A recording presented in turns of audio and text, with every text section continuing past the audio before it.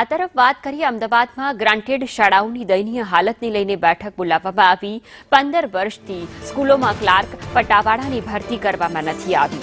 શાળા સંચાલકોના અલગ અલગ મંડળોની બેઠક મળી। ગ્રાન્ટેડ સ્કૂલોને મૃત પાયે થતી બચાવવા આ બેઠક યોજવામાં આવી।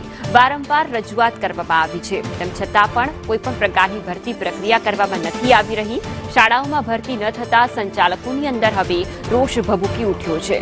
ગ્રાન્ટેડ સ્કૂલોની ગ્રાન્ટ વધારવા માંગ કરવામાં આવી। સ્કૂલોમાં પ્રવાસી શિક્ષકો આપવા પણ માંગ કરાઈ। ક્લાર્ક અને પટાવાળાની ભરતી જે ઘણા વર્ષોથી કરવામાં આવી નથી અને કરવી જરૂરી એટલા માટે છે કે દરેક સ્કૂલોમાં ક્લાર્ક હોવો જોઈએ, પટાવાળો હોવો જોઈએ। અમારી માગણીમાં આ વાત પણ છે કે પટાવાળાને કારકુનની ભરતી જ્યારે કરવાની આવે ત્યારે સંચાલક મંડળને આપવામાં આવે।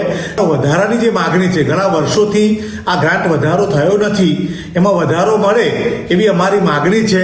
જ્ઞાન સહાયક ના આપી શકાય ત્યાં પ્રવાસી શિક્ષકની જે સરકારની જૂની પોલિસી હતી એ ચાલુ રાખવામાં આવે તો સંચાલકોનું, શિક્ષણનું અને સરકારનું હિત એમાં રહેલું છે।